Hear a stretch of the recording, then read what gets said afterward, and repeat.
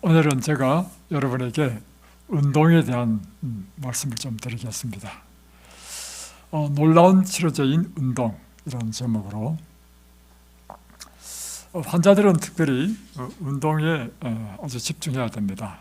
그 이유는 우리가 운동을 할 경우에 혈액순환이 잘 됩니다. 우리의 병은요, 혈액순환의 문제입니다. 혈액순환만 잘 되면 만병이 다 치유됩니다. 혈액순환이 잘 되고 또 운동을 하게 되면 혈액순환과 함께 적혈구에서 산소와 영양분을 각 세포에 다 공급한다는 거죠.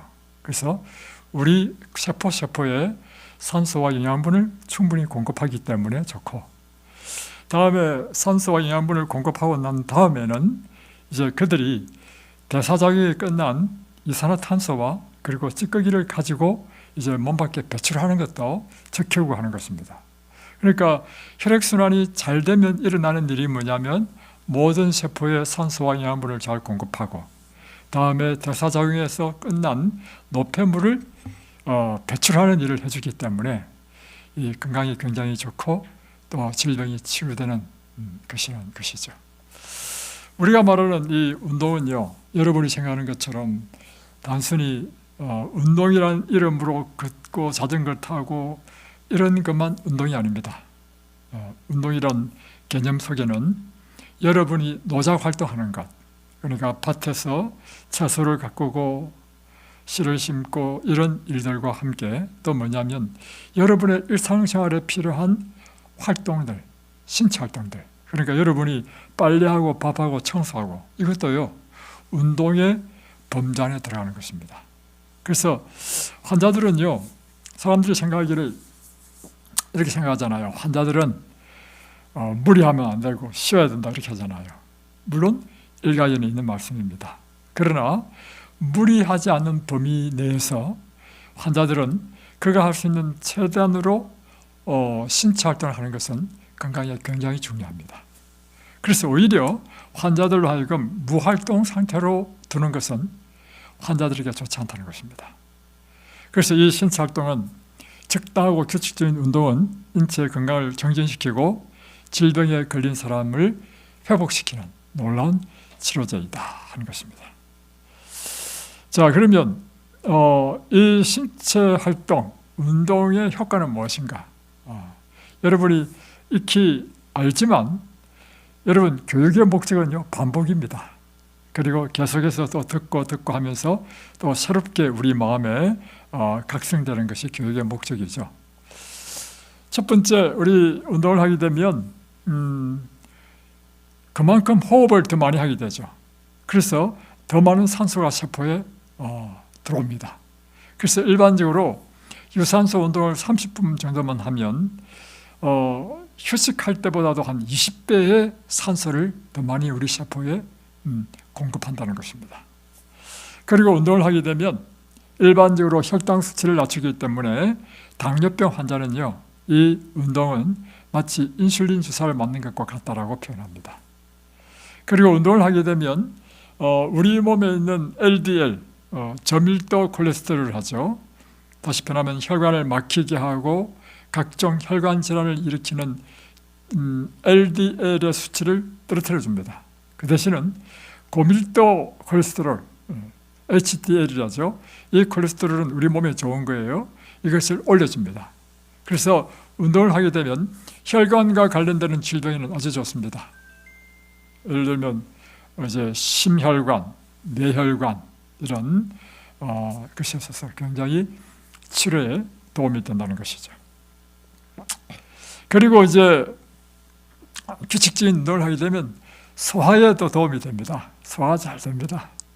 그리고 변비를 또한 우리가 개선해주고 있고, 그래서 우리가 이제 식사를 하고 난 다음에 약간 우리가 이렇게 좀 산책할 필요가 있습니다.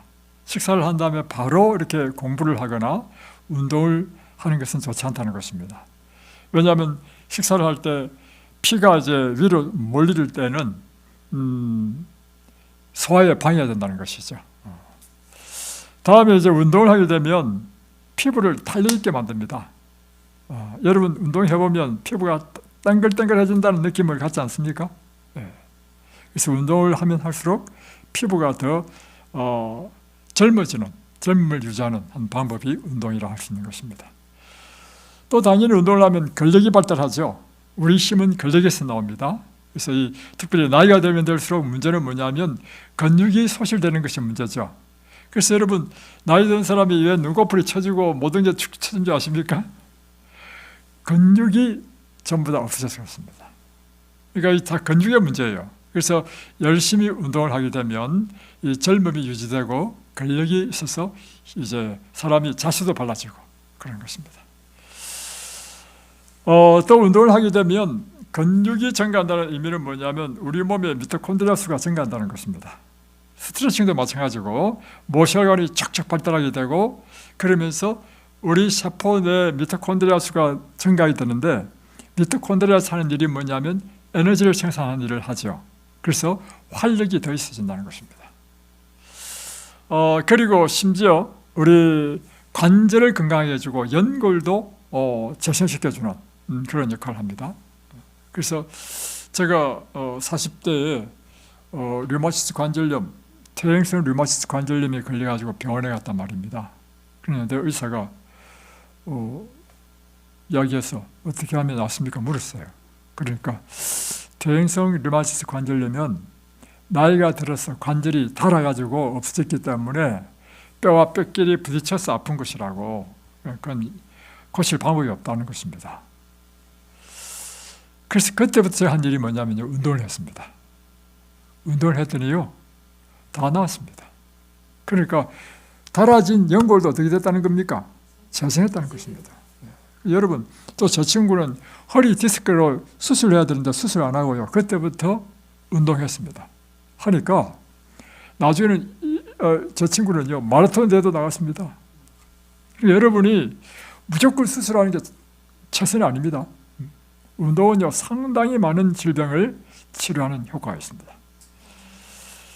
또 운동하면 당연히 뼈 밀도가 강해지고 조밀해지죠. 그래서 골다공증이 좋고 또 감기 같은 감염성 질환을 예방하는 것이 있고, 또 하나는 운동을 하게 되면 뇌에 좋은 호르몬이 나옵니다.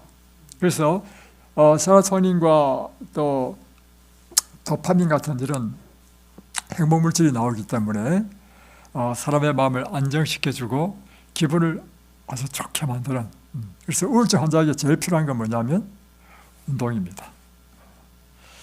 자, 그러면 우리가 어떤 운동을 해야 되는가? 운동에는 4가지 종류의 운동이 있습니다. 첫 번째는 이제 유산소 운동이죠. 이 유산소 운동은 이 호흡이 가빠지는 운동입니다. 그러니까 달리기, 자전거 타기, 수영, 이런 거, 걷기도 마찬가지고 이런 것들을 유산소 운동, 큰 대퇴골이 움직이는 이런 운동.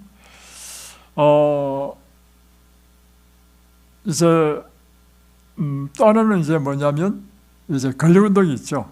근력 운동은 이제 무게 운동입니다. 무거운 걸 들었다 올렸다 하는 것. 그래서 우리 근육을 키워주는 것, 이것이 근력 운동이고요. 다음에 유연성 운동이 있습니다. 유연성 운동은 우리가 모든 신체 기관이 부드럽게 잘 작동하도록, 몸이 뻣뻣해지지 않고 유연해지도록, 이것은 특별히 나이가 들수록 부상의 위험으로부터 보호하는 것입니다. 그래서 스트레칭은 몸을 쭉 늘려주는 거죠. 우리가 어제 하체마다 하잖아요. 쭉 늘려주면서 그 원리는 이것입니다. 일정 부분을 늘려주면서 이것이 보통 한 10초나 15초 이렇게 계속 그 상태로 좀 늘려주는 것입니다. 그런데 그 강도는 통증을 느낄 정도로는 하면 안 된다는 것입니다. 약간 시원하다 할 정도로만 해주는 게 좋지요. 이걸 막 억지로 꺾는 것은 이게 유연성 운동 아닙니다. 다음에 또 하나 필요한 운동이 있는데요, 균형 운동입니다. 특별히 연세가 들면서 잘 넘어지는 것이 문제입니다. 그래서 이 균형 운동을 통해서 우리가 항상 균형을 잘 잡도록 해주는 것이죠. 또 한 가지 더 첨가한다면 코어 운동입니다. 코어 운동은 뭐냐면 우리의 중심을 잡는 것이죠.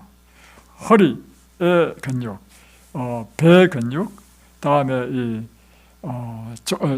장단지, 이 사람 몸의 중추가 되는 이것을 하는 것. 그래서 플랭크 운동 또는 스쿼트, 우리 스쿼트 하죠, 날마다.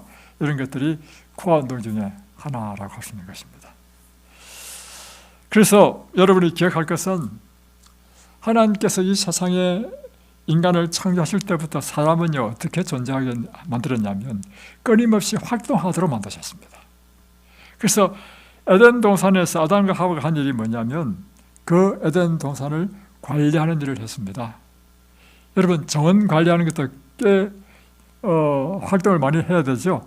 그러니까 아담과 하와가 힘든 노동은 하지 않았지만 마음의 기쁨과 즐거움을 주는 이런 노동을 하도록 하신 것입니다. 그래서 이 신체 활동은 곧 생명의 요소인 것입니다.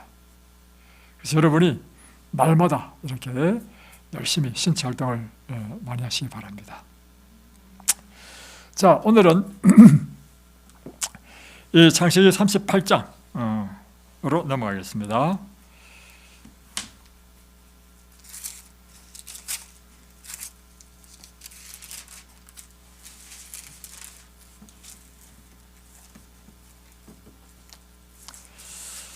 창세기 38장은 이제 이렇게 시작됩니다. 그 후에 유다가 자기 형제들로부터 떠나 내려가서 아둘람 사람 히라와 가까이 하니라, 이렇게 되어 있습니다. 이제 창세기 38장은 유다에 대한 이야기를 합니다. 창세기 37장까지만 하더라도 요셉이 이제 애굽에 종으로 팔려간 이야기를 했죠. 그리고 39장은 요셉이 애굽의 보디발의 집에서 그가 종으로 일하는 이야기를 합니다. 그 사이에 38장은 요셉 이야기 사이에 유다의 이야기를 합니다. 자, 이제 떠나 내려가서 아둘람 사람이라는데, 이 아둘람이라는 것은 뭐냐면 지명입니다. 그러니까 그들이 있는 헤브론으로부터 북서쪽으로 위에 있는 그러니까 지대가 낮은 곳입니다. 목축하기 좋은 곳입니다. 유다가 거기서 가나안 사람 수아라 하는 자의 딸을 보고 그를 데리고 동침하니, 유다가 가나안 사람 수아의 딸과 동침해서 자녀를 낳습니다. 3절, 그가 임신하여 아들을 낳으매 유다가 그의 이름을 엘이라 하니라. 그가 다시 임신하여 아들을 낳고 그의 이름을 오난이라 하고 그가 또다시 아들을 낳고 그의 이름을 셀라라 하니라. 자, 그러니까 세 아들을 낳았는데 엘, 오난, 셀라, 이렇게 세 아들을 낳았습니다. 6절, 유다가 장자 엘을 위하여 아내를 데려오니 그의 이름은 다말이었더라. 그런데 유다가 그의 장자 엘을 위하여 며느리를 봤다니까 벌써 세월이 굉장히 꽤 지났죠. 며느리를 봤습니다. 그런데 이 며느리도 결국에는 가나안 여인이겠죠. 예. 유다의 장자 엘이 여호와의 보시기에 악함으로 여호와께서 그를 죽이신지라. 그런데 이 유다의 장자인 엘이 하나님 보시기에 악했다는 것입니다. 그래서 하나님께서 그를 죽이셨다. 그러니까 다말이 뭐가 돼요? 과부가 되었습니다. 그런데 자식이 없는 상태에서 과부가 됐단 말이에요. 그럴 때 유대 법에는 무슨 법이냐면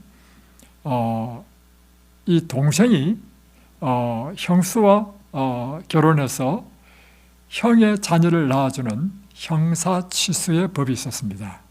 그러니까 유다가 이제 둘째 아들인 오난을 다말에게 줬단 말이에요. 그러면 오난의 의무는 뭡니까? 형수한테 들어가서 아이를 만들어주는 것이 그의 의무입니다. 자, 그래서 이제 8절, 유다가 오난에게 이르되 내 형수에게 들어가서 남편의 아우된 본분을 행하여 내 형을 위하여 씨가 있게 하라. 9절, 오난이 그 씨가 자기 것이 되지 않을 줄 알므로 형수에게 들어갔을 때 그의 형에게 씨를 주지 아니하려고 땅에 설정하며. 그런데 이 오난이 참 악한 아들이네요. 그러니까 형수와 동침하고 결정적인 사정 때에는 땅에 설정해가지고 형수에게 씨를 주지 않았다는 것입니다. 그러니까 하나님께서 10절 그 일이 여호와가 보시기에 악함으로 여호와께서 그도 죽이시니. 그 지금 두 아들이 죽어버렸습니다. 엘도 죽고 오난도 죽고. 유다가 낳은 두 아들이 다 악한 아들인 것 같아. 그러니까 졸지에 이제 다말이 또 과부가 됐죠. 그러니까 이제 유다가 이제 이번에 또 누굴 줘야 됩니까? 셋째 아들 셀라를 줘야 됩니다. 근데 여러분 같으면 셋째 아들을 주고 싶은 마음이 생기겠어요? 한번 이야기해 보세요. 제일 마음이 없겠죠. 왜냐하면 며느리가 들어오더니만 이 며느리가 자기 아들 잡아먹는 귀신 같아요. 그러니까 셀라를 주려니까 겁이 나는 것입니다. 그러니까 뭐라 했냐면 유다가 그의 며느리 다말에게 이르되 수절하고 내 아버지 집에 있어 내 아들 셀라가 장성하기를 기다리라 하니 셀라도 그 형들같이 죽을까 염려함이라. 다말이 가서 그의 아버지 집에 있으니라. 그래서 다말을 친정집에 보냈습니다. 아직 셀라는 어리니 장성하면 죽겠다. 그래서 사실은 유다의 마음은요 셀라를 주기 싫은 것입니다. 그래서 친정집에 돌려보냈지만 다시 그를 불러올 마음이 없었다는 것입니다. 자, 그런데 12절 얼마 후에 그런데 이 셀라가 장성했는데도 불구하고 안 줘. 자기 시아버지가 자기 부르지도 않고. 그러던 차에 얼마 후에 유다의 아내 수아의 딸이 죽은지라.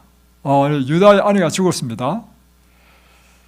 그래서 유다도 홀레비가 됐죠. 자, 이런 상태입니다. 유다가 위로를 받은 후에, 이 뜻은 뭐냐면 장례를 치르고 난 후에 이런 뜻입니다.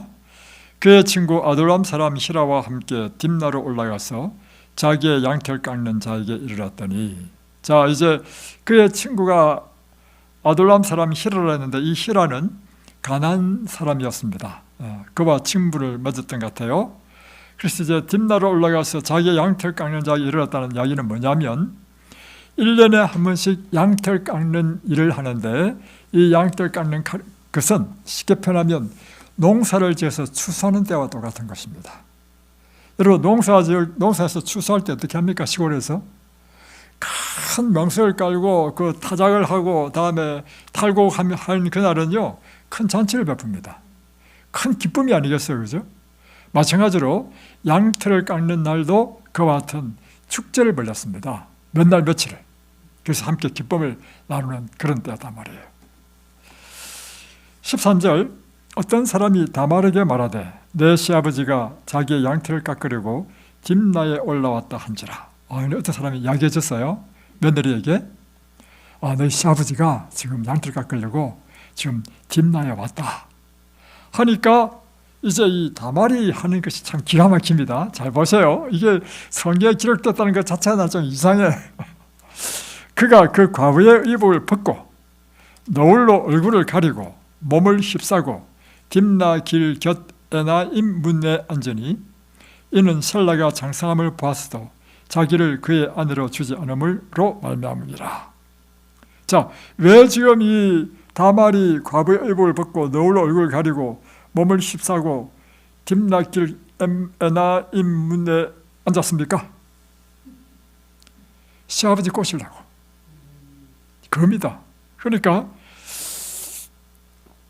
15절 그가 얼굴을 가리었으므로 유다가 그를 보고 창녀로 여겼다. 그런데 이 옷장이 뭐냐면 창녀가 있는 옷장에 옷을 입었다는 것입니다. 이 며느리가. 그러니까 16절 길 곁으로 그에게 나아가 이르되 유다가 자기 며느리인지 모르고 갑니다. 청하건대 나로 내게 들어가게 하라 하니 그의 며느리인 줄 알지 못하였습니다. 그가 이르되 그러니까 며느리가 말합니다. 당신이 무엇을 주고 내게 들여오려느냐? 그러니까 몸값으로 뭘 주려고 하냐 이거죠. 근데 그 당시에 창녀의 몸값이 염소 새끼 한 마리였던 것 같아요. 그러니까 17절에 보면 유다가 이르되 내가 내 떼에서 염소 새끼를 주리라. 근데 지금은 염소 새끼가 없어. 그러니까 또 다말이 이야기하기를, 그러면 당신이 그것을 줄 때까지 내가 무슨 담보물을 너에게 주겠느냐? 담보물을 나한테 주라 이 말이죠. 그러니까 유다가 또 말합니다.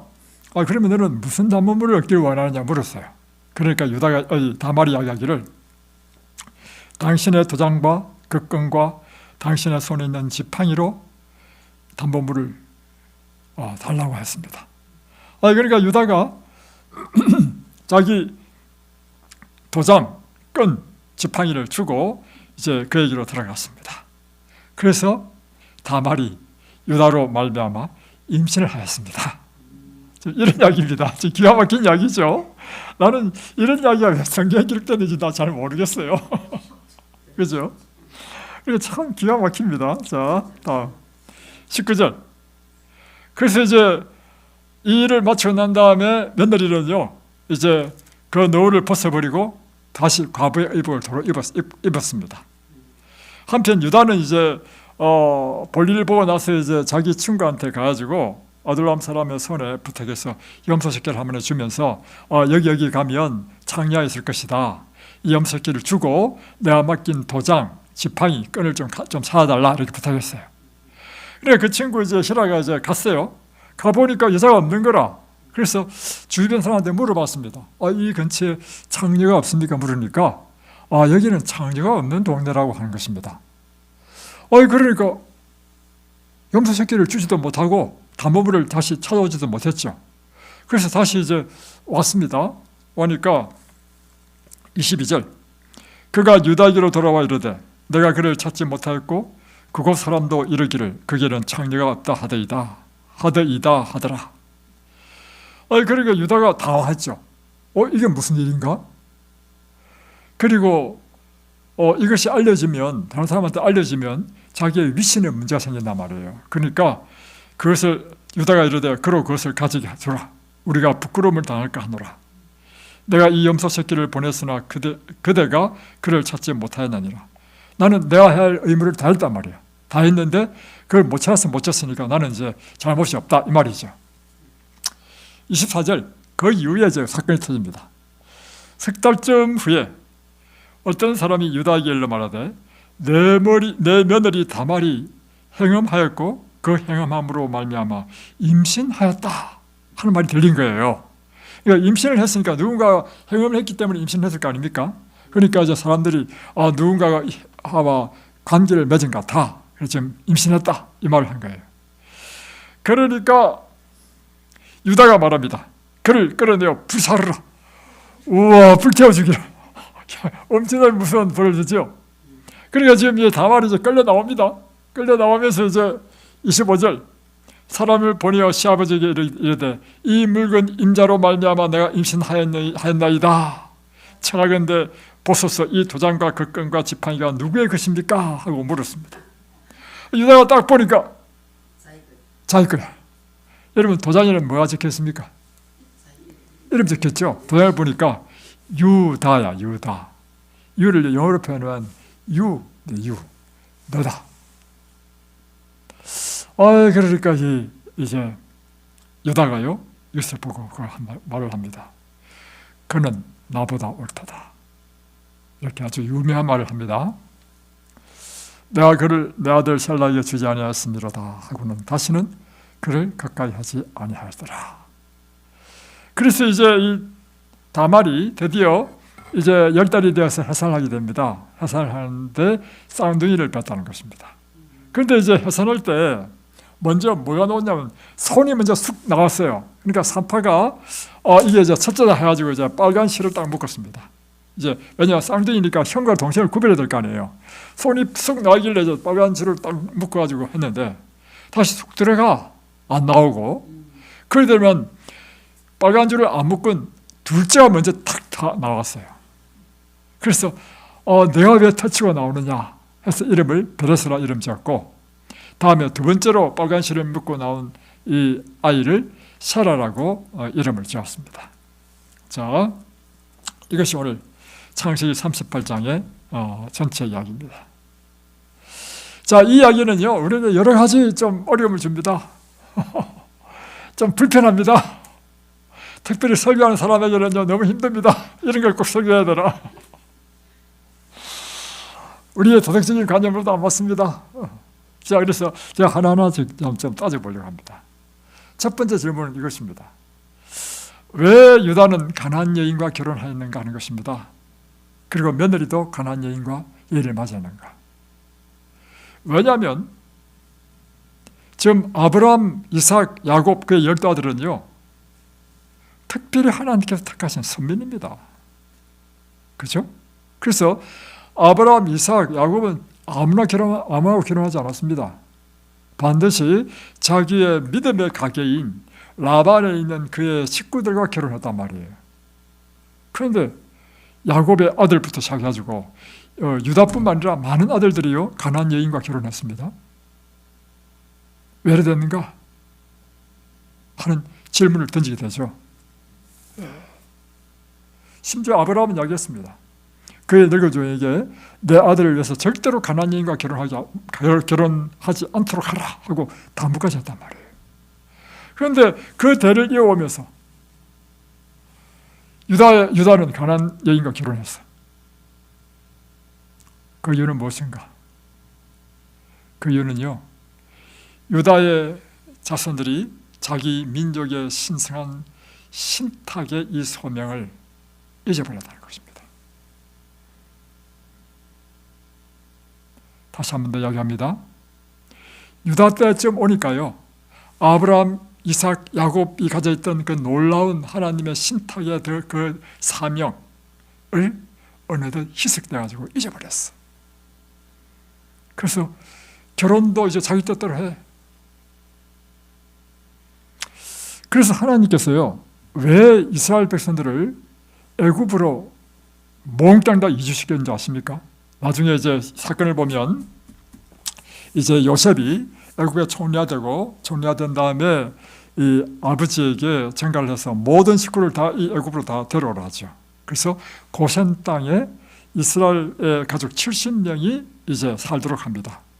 그리고 이 고센 땅은 특별히 이스라엘을 위해서 구별된 땅이었고 이곳에서 점점 불어나서 한 200만의 백성이 되도록 불어납니다. 왜 이렇게 하나님께서 역사하셨는가? 그것은요, 이대로 두면 12아들이 전부 다 이 가나안은요 제가 관영해서 멸망시킬 땅이야. 그런데 그 가나안에 죄에 물들어가지고 이스라엘의 모든 자손들이 다 망가져버릴 상황이 되어버렸어. 그래서 하나님께서는 그들을 뽑았다는 것입니다. 구속의 경륜을 이루기 위해서. 두 번째 질문은 이것입니다.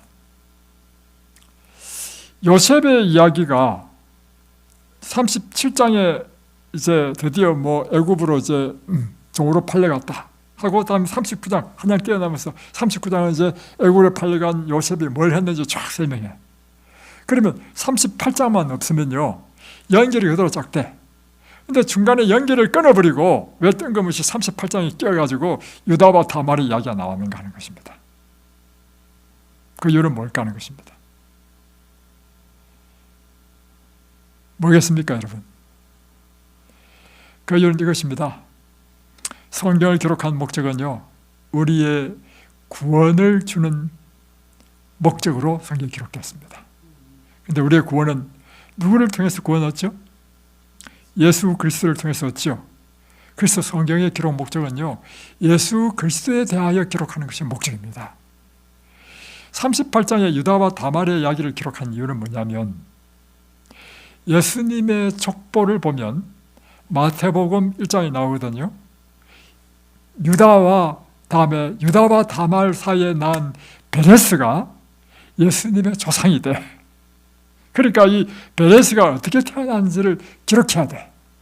그래서 기록했다는 것입니다. 다음에 세 번째 질문은 이것입니다. 왜 창세기 38장은 우리에게 당황스럽게 만들고 불편하게 만들었냐는 거죠. 그것도 선택받은 이스라엘 백성들이 이런 덕스럽지 못하고 폐륜적인 이런 관계 속에서 자손이 나오게 했냐 이 말이죠. 이게 저는 사실 잘 이해가 안 됐습니다.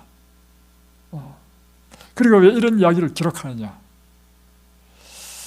그리고 뭐 이와 비슷한 것도 하나 있죠. 창세기 18장, 19장, 20장에는 이 롯이 소돔과 고모라 성이 멸망하기 전에 성을 빠져나와가지고 두 딸과 함께 산속에 있다가 또 두 딸이 또 아버지하고 또 결합해가지고 또 자녀를 낳는 이야기 또 나와. 참 이거 정말 난감하지 않습니까? 성경 읽다 보면. 그래서 옛날 우리 이제 처음 우리 한국에 성경에 들어왔을 때요, 구약은 하지 않고 신약만 딱 이제 번역했습니다. 나중에 구약을 번역해 보니까 선비들이 이 기독교는 쌍놈의 종교라고 해가지고 그렇게 이야기했습니다. 그런 이유가 이런 이야기가 기록되어 있으니까. 자, 여러분, 왜 하나님께서 이런 기록했을까? 이런 거 싹 빼버리면 되는데.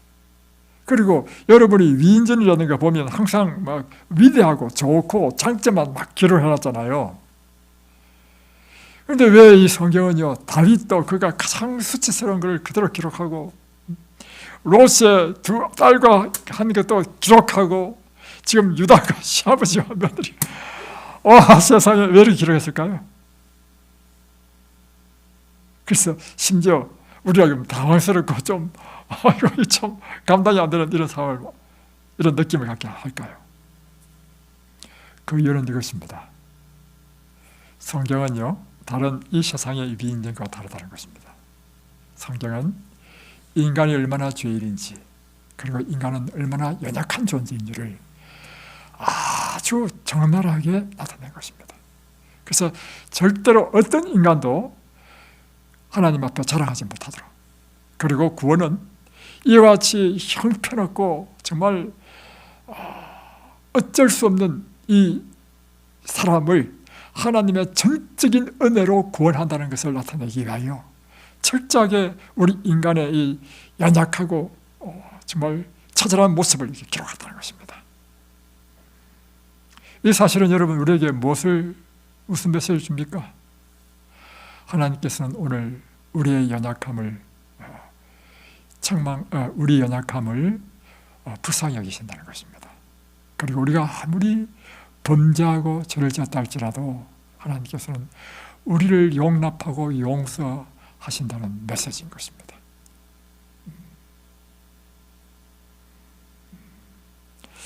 자, 또 한 가지는 이것입니다.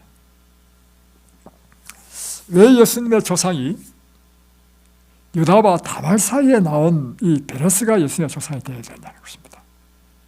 자, 먼저 아브라함의 후손으로부터 예수님이 나오도록 되어 있습니다. 그러니까 아브라함이 이제 아이를 낳았는데 이스마엘도 낳고 이삭도 낳았어요.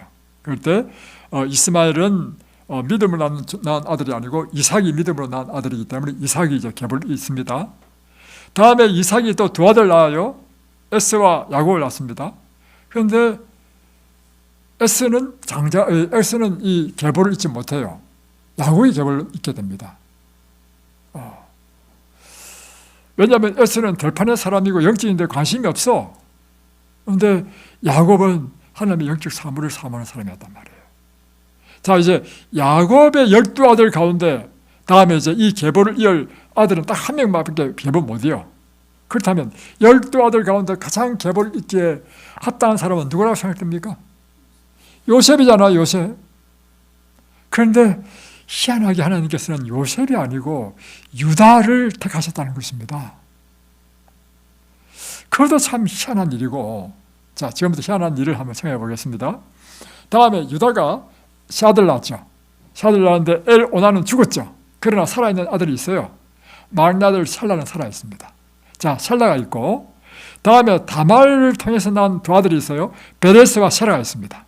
그러면 기왕이면 계보를 이을 때 시아버지와 며느리가 난 이 아들은 빼고, 좀 부끄러우니까 빼고 자기 난 아들 가운데 한 아들 살아있으니까 이 샬라를 통해서 그 계보를 이으면 우리가 이해할 수 있는 거 아니겠어요? 그럼에도 불구하고 샬라가 계보가 되지 않고 우리는 이해가 안 되는 것이 뭐예요? 다말, 며느리와 관계를 맺어서 낳은 이 베레스를 통해서 예수님의 조상이 되게 하셨다. 이야, 그 이유가 뭘까? 이것입니다. 우리 인간의 관점으로는 이해가 안 됩니다. 또 하나 이해 안 되는 것이 있습니다. 다말의 입장에서도 이해가 안 돼요. 자, 왜 이해 안 되는지 설명해 드리겠습니다. 이 나이를 계산해 보면요, 유다도요 10대 때 결혼을 했고, 다음에 오난도요 다 10대 때 한 15살, 16살 이럴 때 다 일찍 결혼시켰어요. 그러니까 다말도 나이가 몇 살밖에 안 됐냐면 14살, 15살밖에 안 됐어. 그렇다면 자 보세요. 다말의 입장에서는 자기 남편이 죽었어. 또 동생도 죽었어. 그래서 뭐 첫째는 아직 어리니까 집에 가 있으라, 친정에 가 있으라. 여러분이 다말 같으면 지금 10대밖에 안 됐어. 14살, 15살밖에 안 됐어. 그러면 뭐 어떻게 하고 싶습니까? 과부로 계속 있다가 그냥 샬라가 자라기 기다렸습니다. 그래서 기다렸는데 샬라가 다 장성해도 안 줘. 그러면 여러분의 마음은 어떻게 되는 것이 당연합니까? 아이고 나도 팔자를 고쳐야 되겠다. 이렇게 되는 것이 상식적이 아니겠어요? 내가 왜 이 젊은 10대밖에 안 된 나이에 왜 내게 목매냐 말이야. 목매. 무슨 희망이 있어야 목을 매지. 샬라와 관계를 맺어서 애를 낳는다 하더라도 그 애 낳을 때만 필요한 것이 그 다음은 혼자 살아야 돼. 그러면 여러분 같으면 이렇게 할 거 아닙니까? 아이고 이제는 나도 재혼해야 되겠다. 그런데 이 다말은요, 우리가 이해 안 되는 이것입니다. 이해 안 되는 것. 샬라가 장성했는데 안 주니까 시아버지를 꼬셔서라도 애를 가지려고 이런 일을 했단 말이에요. 저는 그게 이해가 안 됩니다. 여러분 이해되나요? 여러분도 이해 안 되죠? 그래서 곰곰이 생각해 봤습니다. 이것은 단 한 가지 이유밖에 없다. 그 이유는요, 다말이 유다 집안의 사람으로 끝까지 남으려고 하는 것 이해는 설명이 안 돼. 그러면 다말이 왜 다말은 가난한 사람이고 유다는 히브리 민족도 달라. 민족도 그 집안에 끝까지 그가 며느리로 그 집안의 사람으로 연결되어서 살려고 했을까 하는 것입니다. 그 이유는요, 단 한 가지밖에 우리가 이해할 수밖에 없습니다. 그것은 그가 히브리의 하나님을 믿고 살고 싶은 것입니다. 자, 다시 한 번 더요. 이거 중요한 이야기입니다, 여러분. 그가 왜 그렇게 끝까지 유다 집안에 붙어 있으려고, 심지어 시아버지 아이고 참 그런 가지고 그 씨를 받으려고 그렇게 했을까? 그 이유는요, 그렇게 해서라도 이 유다 집안의 사람으로 그가 남으려고 하는 것입니다. 왜 그런가? 그가 이제 뭣도 모르고 시집을 왔어요. 10대 때 한 16살, 15살 시집 왔어. 다 와서 보니까 이 집안은 좀 다른 집안이야. 그는 가나안 사람이 있기 때문에 가나안의 우상을 숭배하는 것에 젖어 있었는데, 여기에 보니까 하나님을 믿는 특별한 집안이야. 그리고 이곳에 와서 뭘 배웠냐면 하나님이 어떤 분이신지를 배우고 하나님을 믿는 것을 어떻게 믿는지를 배우게 되었습니다. 그러면서 그의 시아버지인 유다에게 어떤 이야기를 들었냐면 아브라함의 이야기를 들었습니다. 이삭의 이야기를 들었습니다. 야곱의 이야기를 들었습니다. 그러면서 하나님께서 아브라함에 나타나셔서 말씀하시기를 너는 복의 근원이 될 것이다. 너를 통하여 큰 민족을 이루게 할 것이다. 그리고 온 세상은 너로 인하여 복을 받을 것인데 너의 후손 가운데 이 온 세상을 구원할 메시아가 탄생할 것이다. 라는 이야기를 들었습니다. 그러니까 알고 보니까 이 집안은요, 특별한 하나님의 신탁을 받은 특별한 선택된 집안이야. 여기에 다말은요 꽂힌 것입니다. 그리고 그는 다말은요 하나님을 믿는 신앙이요 그에게는 너무 좋았던 것입니다. 그리고 그는 그 마음에 소원이 생겼는데 무슨 소원이 생겼냐면 이 약속에 의하면 내가 그 메시아의 조상이 되는 어머니가 되고 싶은 열망이 있는 것입니다. 그래서 그는요 일반적으로 사람이 생각하는 그 길을 가지 않고 끝까지 이 유다의 집안에 붙어있기 위해서는 자녀를 낳아야 돼.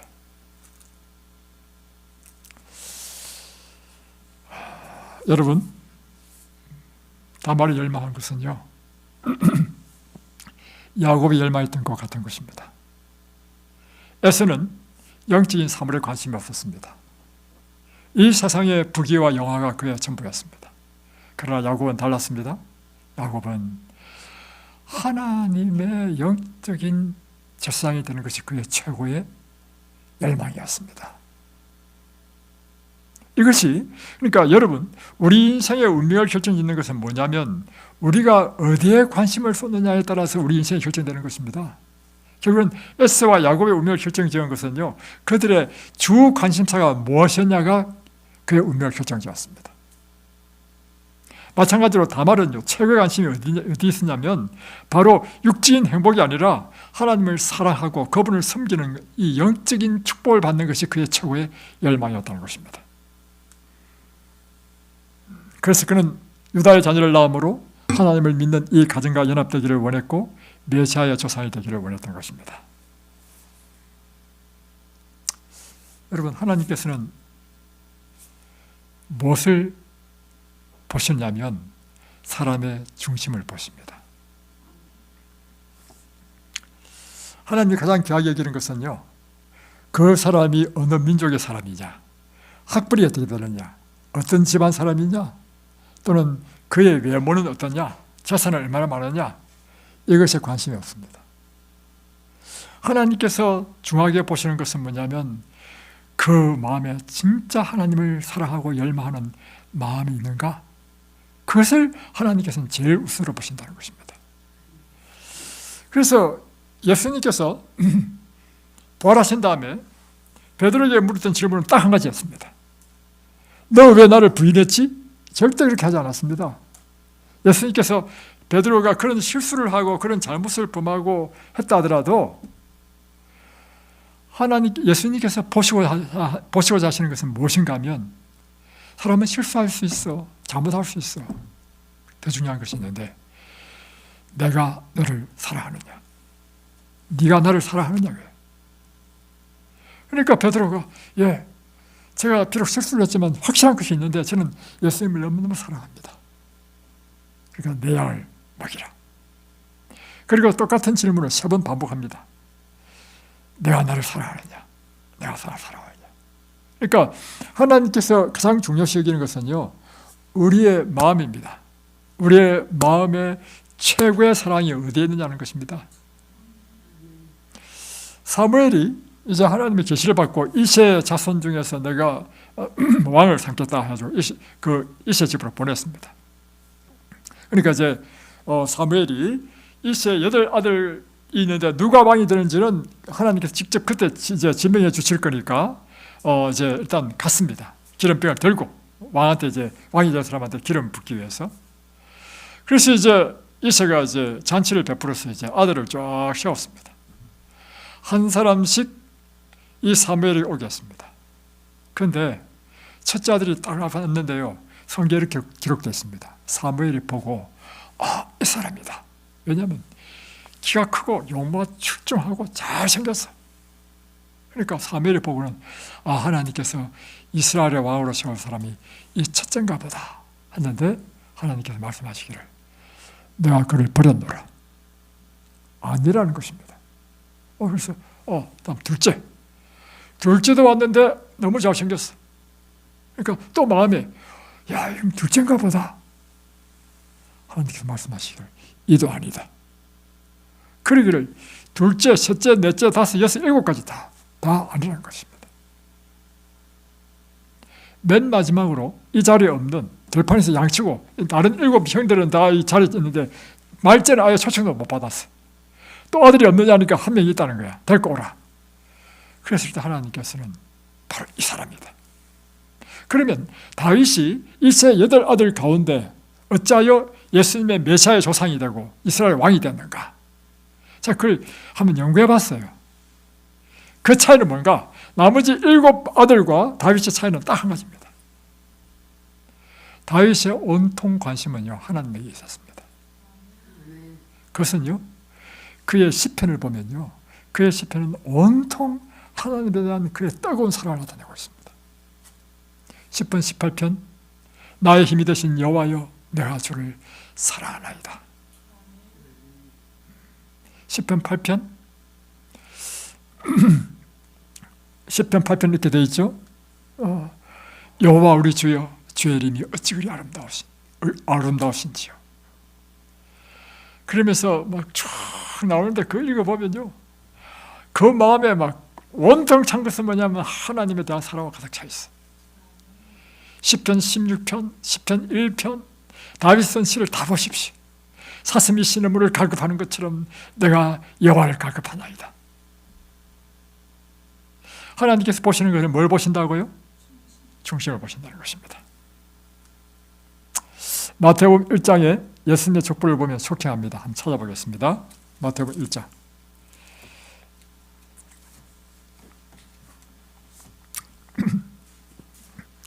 아브라함과 다윗의 자손 예수 그리스도의 계보라, 이렇게 예수님의 족보에 대한 이야기입니다. 아브라함이 이삭을 낳고 이삭은 야곱을 낳고 야곱은 유다와 그의 형제들을 낳고. 자, 아브라함, 이삭, 야곱 다음에 유다로 넘어왔다는 것입니다. 다음에 3절 유다는 다말에게서 베레스와 세라를 낳고 베레스는 헤스를 낳고. 유다와 다말이 낳은 아들 가운데 베레스가 예수님의 족보가 되었다. 예수님 족보에 뭘 기록했냐면 시아버지와 며느리의 아들이 나와. 다음에 또 보십시다. 4절 람은 아미나답을 낳고 아미나답은 나손을 낳고 나손은 살몬을 낳고 5절 살몬은 라합에게서 보아스를 낳고. 여기 보면 라합이라는 여인이 나와요. 라합은 누굽니까? 여리고 성에 가난 여자고 또 가난 여자 가운데서 기생이야. 기생은 그 원어를 보면요 창기라 되어 있습니다. 이야, 세상에 이게 예수님의 어머니야, 조상이야. 또 다음 또 보겠습니다. 다음에 보아스는 룻에게서 오벳을 낳고. 또 룻은 누굽니까? 룻은 모압 여인입니다. 우리가 룻기를 통해서 보죠. 그런데 이 라합과 룻의 공통점이 있습니다. 뭐죠? 우리가 이 여호수아 2장을 보면 이 라합에 대한 이야기가 나옵니다. 이제 두 정탐꾼이 여리고성에 들어갔는데 이제 라합이 그를 숨겨줬습니다. 숨겨줄 때 라합이 한 말이 있습니다. 뭐냐면 너희 하나님 여호와는 위에는 하늘에서도 아래에서는 땅에서도 하나님이십니다. 왜 숨겨줬느냐? 이 라합이 하나님에 대한 소문을 듣고 그 마음에 하나님을 경외하는 사람이 된 것입니다.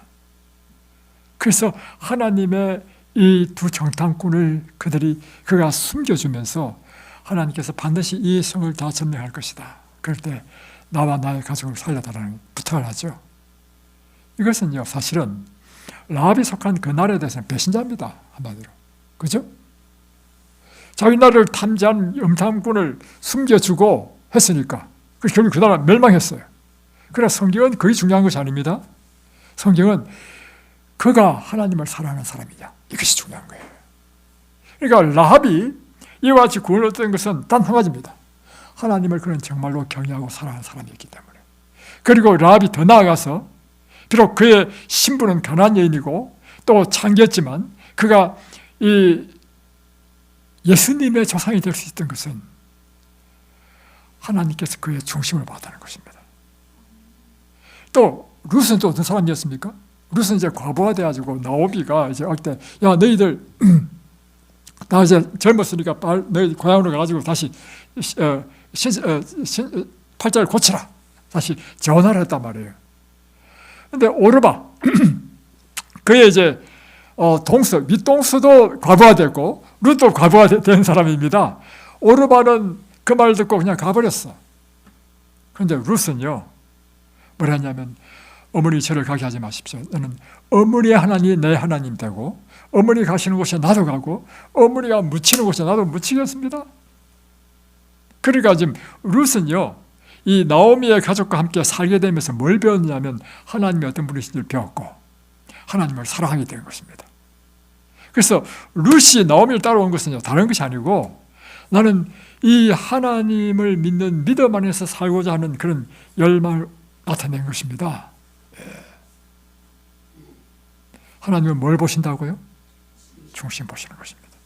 그러니 사실은 이방인이고 초라하고 가진 것도 없고 과부고 힘없고, 그가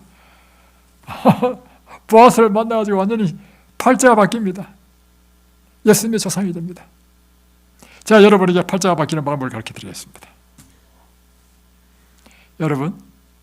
여러분이 이 다말처럼, 이 라합처럼, 이 룻처럼 여러분의 신분이 무엇이든, 여러분이 직업이 창기든, 말이 좀 곤란하지만, 그리고 형편없는 과부고 보잘것 없고 세상적으로는 내세울 것 하나도 없다 할지라도, 하나님께서 여러분을 가장 귀하게 여기는 방법이 있습니다. 여러분이 정말 하나님을 사랑하게 되면, 하나님은 여러분을요 중심을 보시는 그분은 여러분을 놀랍게 축복하시고 높이고 세우실 것입니다. 그런 사람이 하늘에 갑니다.